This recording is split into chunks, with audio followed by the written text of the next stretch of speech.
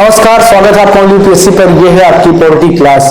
इससे पहले वाली जो क्लास हुई थी उसमें आपने पढ़ा था कि मौलिक अधिकार में संशोधन हो सकता है कि नहीं हो सकता है। उससे संबंधित हमने 3 विवाद भी देखे थे।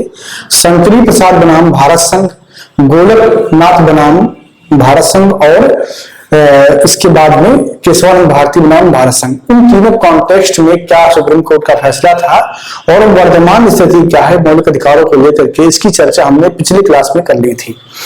अगर आपने वो क्लास नहीं देखी है तो प्लीज जाकर के देख लीजिए, प्लेलिस्ट बना हुआ है, सारे वीडियो इकट्ठे आपको मिल जाते हैं। ठीक है, इस क्लास में हम बात करेंगे अनुच्छेद बाई अनुच्छेद मौलिक अधिकार की। ठीक है, और वो सिलसिला हम शुरू करते हैं। तो आप जानते हैं कि जो आपका मौलिक अधिकार है ये अनुच्छेद 12 से लेकर के 35 तक है। तो देखिए, पढ़ाई करने का एक तो तरीका ये होता है कि आप अलग अलग अनुच्छेद लीजिए, अलग अलग चर्चा कर लीजिए। यह भी एक तरीका हो सकता है, लिखने का भी एक तरीका हो सकता था जब संविधान लिखा गया। लेकिन पढ़ाई अच्छी वो होती है जो व्यवस्थित हो।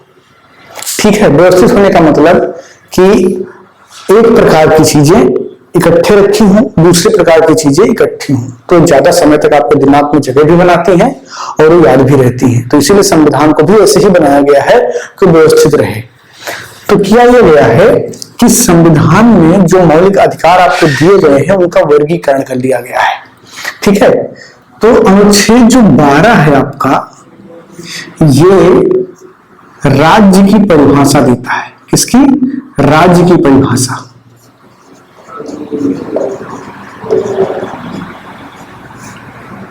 अभी आगे हम और बात करेंगे कि जो शीर्षक बते हुए हैं उस वो क्या क्या हम बात करेंगे। ठीक है, अनुच्छेद 12 क्या कहता है? राज्य की परिभाषा के बारे में बताता है।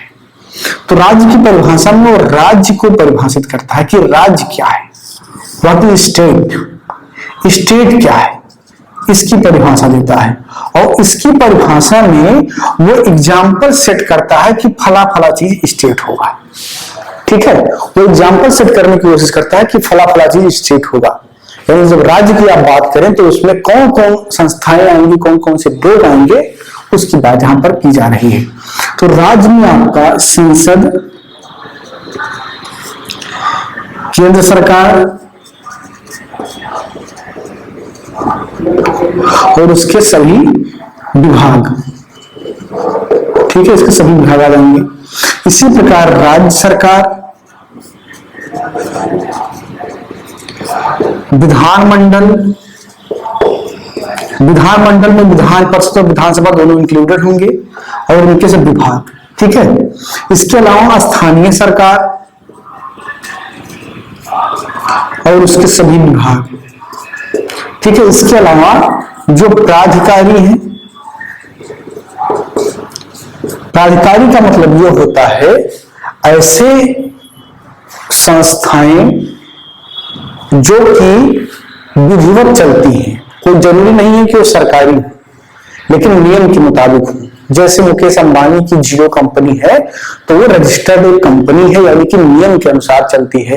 कंपनी अधिनियम 2013 है, उसके अनुसार उसे टैक्स देना होता है, सारे नियम को फॉलो करना होता है, जितने पैरामीटर्स होते हैं वो फॉलो करते हैं। तो एक प्रकार का प्राधिकार है, वो भी राज्य के अंतर्गत ही आएगा। ठीक है, तो जो ऐसी संस्थाएं हैं जो कि नियम के अनुसार कार्य करती हैं वो सब प्राधिकार में आएंगे। ठीक है, तो ये इस प्रकार से जो आपका अनुच्छेद 12 है वो किसका वर्णन करता है?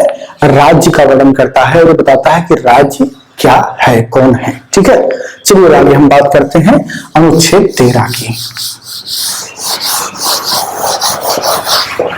किसकी? अनुच्छेद 13 की, 8 की 13। और इसे न्यायिक पुनरावलोकन का अनुच्छेद भी कहा जाता है। न्यायिक पुनरावलोकन।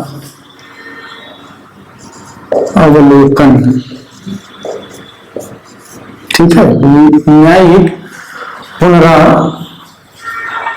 ठीक है, यानी कि जुडिशियल रिव्यू का भी इसको अनुच्छेद कहा जाता है। क्यों कहा जाता है? क्योंकि इसमें एक बात कही गई है कि विधि ऐसी नहीं बनेगी जो कि फंडामेंटल राइट यानी कि मौलिक अधिकार को सीमित करे, समाप्त करे, नष्ट करे, यानी कि कोई भी ऐसी विधि नहीं बनेगी जो इसको समाप्त करे या सीमित करे। ठीक है, अब यहां पर एक अपवाद है। अपवाद क्या है? अनुच्छेद 368 के अधीन जो संविधान संशोधन होंगे, संविधान संशोधन वो विधि नहीं मानी जाएंगी, यानी कि उनको विधि नहीं माना जाएगा। ठीक है, उनको विधि नहीं माना जाएगा। तो ये एक प्रकार का उसका एक अपवाद है। तो अनुच्छेद 12 राज्य की परिभाषा है, अनुच्छेद 13 क्या है? विधि के बारे में बताता है कि कौन सी विधियां क्या हैं और वो कब प्रभावी होंगी, कब निष्प्रभावी होंगी। ठीक है, चलिए ये दो आर्टिकल आपको बताना जरूर था, क्योंकि ये वर्गीकरण से अलग हो जाते हैं। और बाद में जो आर्टिकल हैं, क्योंकि अनुच्छेद इस पर्टिकुलर भाग में जब आप मौलिक अधिकार पढ़ते हैं तो अध्यापक करते क्या है कि आपको मौलिक अधिकारों का वर्गीकरण पढ़ा के छोड़ देते हैं। इतने से इतने आर्टिकल समता के अधिकार में है, इतने स्वतंत्रता के अधिकार में है और इतने शोषण के विरुद्ध के अधिकार में है, और उसके बाद में वो आपको छोड़ देते हैं। तैयारी अब पूरी नहीं हो पाती है। ठीक है, अब हम देखेंगे वर्तमान में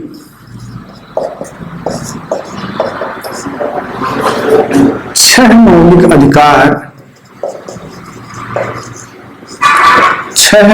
अधिकार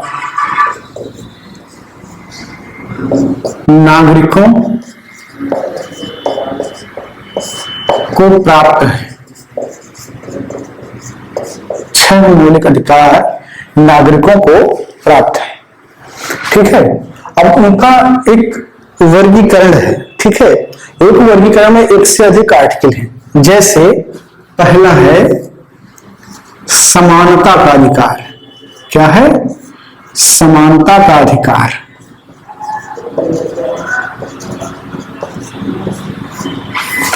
यहां पर एक चीज आप और मेंशन कर लीजिए कि कुछ मौलिक अधिकार नागरिक के अलावा विदेशी नागरिकों को भी प्राप्त है।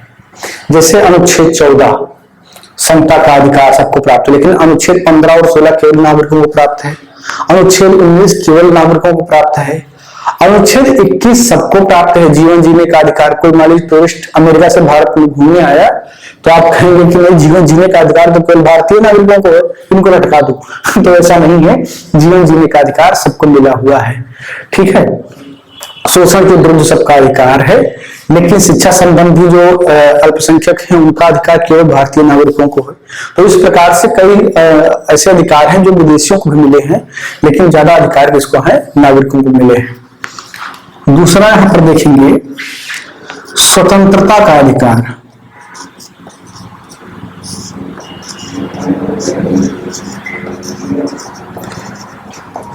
स्वतंत्रता का अधिकार। तीसरा आप देखेंगे शोषण के विरुद्ध अधिकार। शोषण के विरुद्ध अधिकार। शोषण के विरुद्ध अधिकार। चौथा देखेंगे आप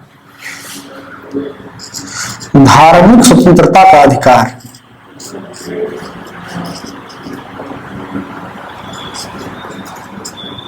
धार्मिक स्वतंत्रता का अधिकार।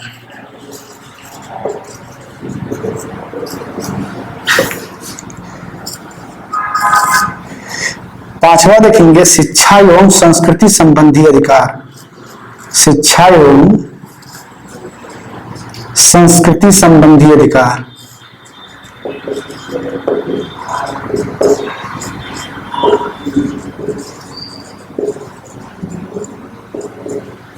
और छठा जो है आपका संवैधानिक उपचारों का अधिकार। संवैधानिक उपचारों का अधिकार। तो इस प्रकार ये 6 आपको मौलिक अधिकार वर्तमान में प्राप्त हैं। यहां पर एक चीज आप स्टार लगा करके मेंशन करेंगे, इससे पूर्व जब तक 44वां संविधान संशोधन नहीं किया गया था, मौलिक अधिकारों की संख्या 7 थी। कितनी थी? 7 थी। तो यहां पर आप इसको लिख लेंगे, 44वें संविधान संशोधन से पूर्व, 44वें संविधान संशोधन से पूर्व मौलिक अधिकारों की संख्या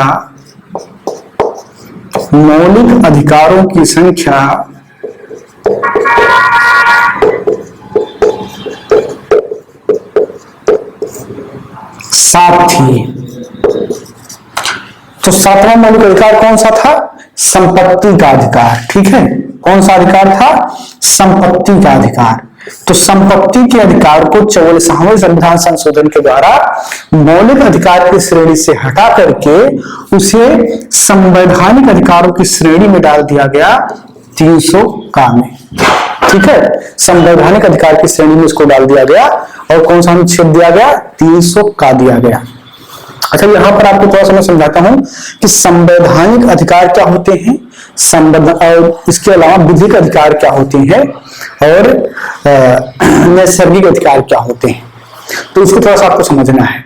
संवैधानिक अधिकार वो है जो संविधान के किसी अनुच्छेद में दर्ज है, आपके अधिकार वो संवैधानिक अधिकार है। लेकिन वह अधिकार जिसको संसद ने विधि बना करके आपको दिया है वो विधिक अधिकार होंगे। अब यदि संपत्ति के अधिकार को मौलिक अधिकार से हटा दिया जाता और उसे संविधान के किसी अनुच्छेद में नहीं रखा जाता, संसद कोई कानून बना देती और उसके आधार पर संपत्ति का अधिकार दिया जाता व्यक्तियों को, तब ये क्या कहलाता? विधिवत अधिकार, यानी कि विधि के अनुसार अधिकार है उसका। ठीक है, संवैधानिक अधिकार का मतलब कि संविधान के किसी अनुच्छेद में उसको अधिकार दिया गया है, इसका मतलब ये किस प्रकार का अधिकार है? संवैधानिक अधिकार है। नैसर्गिक अधिकार वो अधिकार होते हैं जो कि मूलतः आप मौलिक अधिकार में पाते हैं, जो एक मानव होने के कारण आपको मिलते हैं, जैसे जीवन जीने का अधिकार, ठीक है, खाना खाने का अधिकार, स्वच्छ वायु में रहने का अधिकार, ये सब कैसे अधिकार है? नैसर्गिक अधिकार है। ठीक है, जो व्यक्ति के साथ जुड़े हुए। ठीक है, तो इस प्रकार आपने देखा कि 7 मौलिक अधिकार पहले थे, लेकिन 44वां संविधान संशोधन 1978 के द्वारा इसको बदल करके इसकी संख्या कितनी हो गई? 6 हो गई। ठीक है, अब यहां पर आप देखेंगे कि इसमें अनुच्छेद कौन कौन से हैं जो इसमें बटे हुए हैं, तो इसको आप देख लेंगे। समानता का जो आपका अधिकार है वो 14 से लेकर के 18 तक है। स्वतंत्रता का अधिकार 19 से लेकर के 22 तक है। ठीक है, 19 से लेकर के 22 तक है। इसके अलावा शोषण के विरुद्ध जो आपका अधिकार है वो 23 और 24 में है। ठीक है, कल कारखानों में काम करना या ये सब। ठीक है, इसके अलावा आपका धार्मिक स्वतंत्रता का अधिकार 25 से लेकर के 28 तक, और इसके अलावा शिक्षा एवं संस्कृति संबंधी अधिकार 29 एवं 30 में। ठीक है, इस पर पूरी चर्चा करेंगे, बस मैं आपको यहां बता रहा हूं अनुच्छेद। और संवैधानिक उपचारों का अधिकार अनुच्छेद 32 में। तो इस प्रकार से 6 अधिकार वर्तमान में भारतीय नागरिकों को मिलते हैं जिन्हें मौलिक अधिकार कहा जाता है, या यूं कहें कि 6 मौलिक अधिकार वर्तमान में आपको प्राप्त है। अब इनका विस्तृत अध्ययन आपको करना है। ठीक है, हम करेंगे क्या? एक एक खंड को उठाएंगे और चर्चा प्रारंभ करेंगे। ठीक है, तो ये जो चर्चा है ये अगली क्लास से प्रारंभ होगी। समता का अधिकार अगली क्लास में हम पढ़ना प्रारंभ करेंगे और अनुच्छेद 14 से लेकर के 18 तक उसमें हम चर्चा करेंगे। इस क्लास में इतना ही। क्लास को लाइक कीजिए, शेयर कीजिए, अपनी राय को इनबॉक्स में जरूर दीजिए। बहुत बहुत धन्यवाद।